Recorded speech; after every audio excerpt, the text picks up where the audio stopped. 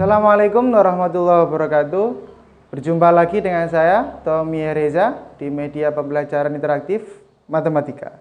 Oke, pada video kali ini saya akan membahas tentang teorema Pitagoras. Ini adalah materi awal di semester genap kelas 8. Oke, yang kita bahas pada video kali ini adalah pembuktian teorema Pitagoras yang pertama, kemudian aplikasi teorema Pitagoras yang kedua, dan juga yang terakhir adalah latihan soal. Oke, langsung saja kita menuju ke materi yang pertama, yaitu pembuktian teorema Pitagoras.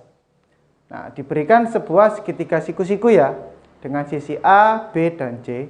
Jadi teorema Pitagoras ini hanya berlaku pada sebuah segitiga siku-siku ya, yang salah satu sudutnya adalah 90 derajat.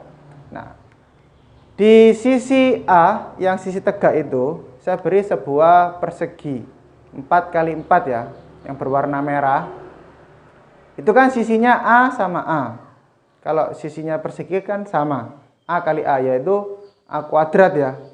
Kita misalkan tadi kan A, jadi luasnya itu A kuadrat. Kalau kita hitung luasnya itu kan 16, 4x4. Kemudian yang B, otomatis kan yang warna biru ya, yang B, yang bawah. Itu kan 3x3, otomatis jumlahnya kan 9. Karena itu dimisalkan di B, maka B kali B yaitu B kuadrat. Tadi kan yang warna merah A kuadrat, yang biru B kuadrat. Kemudian yang C, nah ini sebenarnya warnanya putih ya, cuma transparan. Kalau kita total yang C itu banyak perseginya kan ada 25, 5 kali 5. Kalau dilihat dari sisinya itu kan C toh, C kali C otomatis kan C kuadrat harusnya ya. Kalau kita hitung ya, C kuadrat ini itu kan berasal, jumlahnya kan 25 ya. Itu kan berasal dari 16 ditambah 9. 16 punyanya merah, 9 punyanya biru. 16 tambah 9 sama dengan 25 kan. Maka luas persegi yang C yang warna putih itu berasal dari luas persegi merah ditambah luas persegi warna biru. Maka kita tulisnya C kuadrat sama dengan A kuadrat ditambah B kuadrat. Nah, dari sini kita dapat ambil kesimpulan bahwa sebuah segitiga siku-siku dengan panjang sisi AB dan sisi miringnya itu C, maka berlaku, nah seperti gambar di samping ini ya, segitiga siku-sikunya. A dan B-nya itu sisi siku-sikunya, sisi yang tegak sama yang tidur. Kemudian yang C itu adalah sisi miring atau hipotenusa, itu namanya sisi miring. Berlaku teorema Pitagoras, yaitu C kuadrat, sisi miringnya kuadrat dikuadratkan sama dengan A kuadrat ditambah B kuadrat, jumlah kuadrat dari sisi siku-siku tegak sama tidur. Nah, itu sisi miringnya. Oke? Oke, langsung kita bawa ke aplikasi aja ya, biar nggak bingung ya. Aplikasi dari teorema Pitagoras.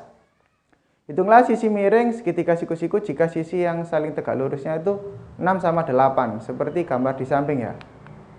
Nah, itu gambar di samping ini kan sisi tegaknya yang berdirinya itu 6, kemudian yang tidurnya itu 8.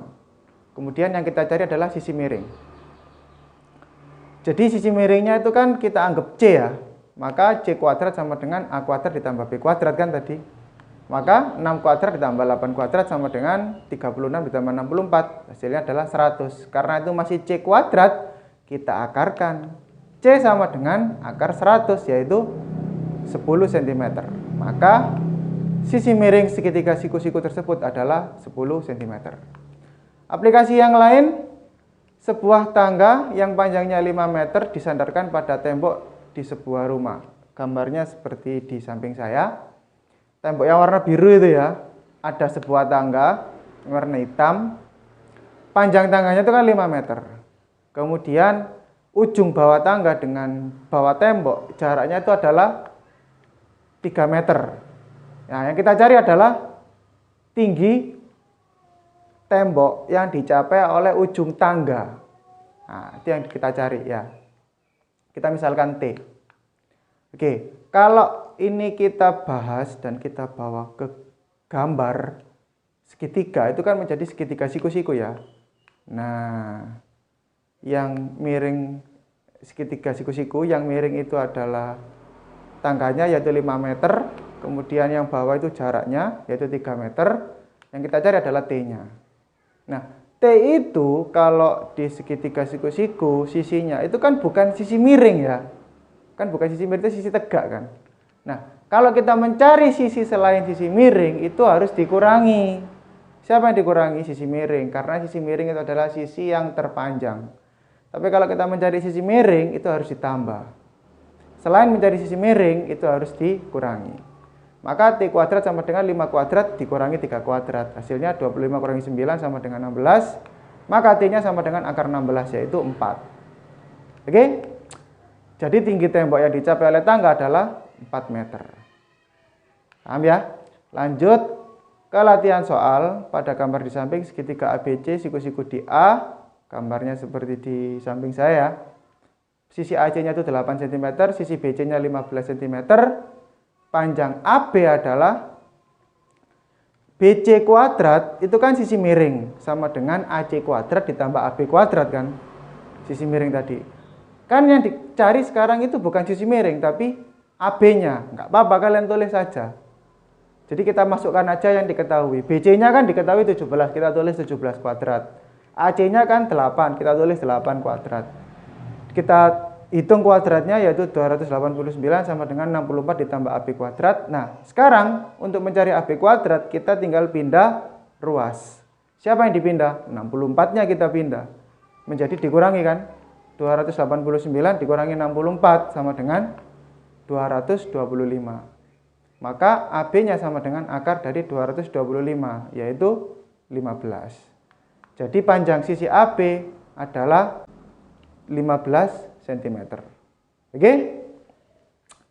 Latihan soal selanjutnya, sebuah kapal berlayar sejauh 100 km ke arah barat, kemudian berbelok ke arah selatan sejauh 75 km. Jarak terpendek kapal dari titik keberangkatan adalah, nah, kalau kalian lihat di gambar, tujuan menuju ke titik keberangkatan itu namanya jarak terpendek ya. Itu ada jarak terpendek. Itu kalau di segitiga siku-siku itu kan berbentuk sisi miring. Kalau kita mencari sisi miring maka harus dijumlah atau ditambah sisi yang lainnya, sisi tegak sama sisi tidurnya. Maka jarak dikuadratkan sama dengan 100 kuadrat ditambah 75 kuadrat. Hasilnya adalah 10.000 ditambah 5.625 sama dengan 15.625.